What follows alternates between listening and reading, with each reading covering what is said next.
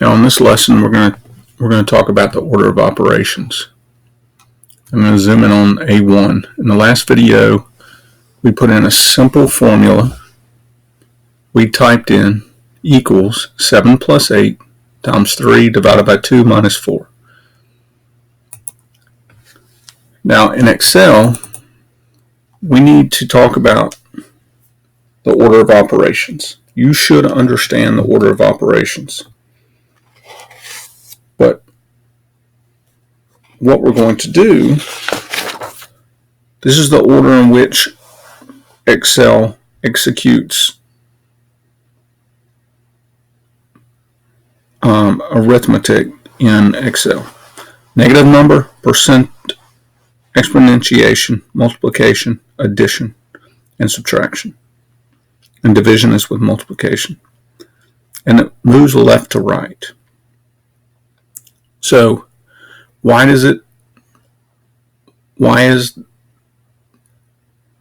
final answer to this equation 15? So the first operation is 8 multiplied by 3, and that result is divided by 2. Then 7 is added and 4 is subtracted, and that's what gets you 15. So it's following that pattern. And what we can do in Excel, we can use parentheses. We can use parentheses to tell Excel what to do first. And you should be familiar with this from a math class. So what we want to do, we want to put a set of parentheses around 7 plus 8.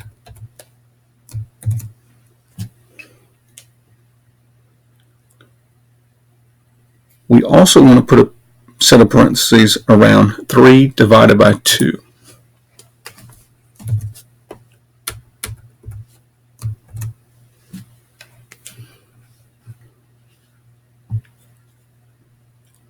And in addition to that, we want to put a set of parentheses around the 2 sets of parentheses. I'm going to put one at the front. I'm going to put one after 3 divided by 2.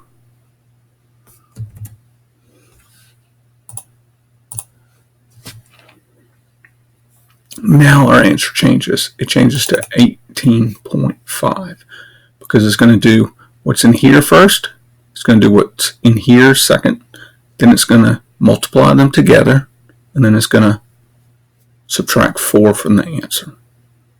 And that is the order of operations in Microsoft Excel in a nutshell.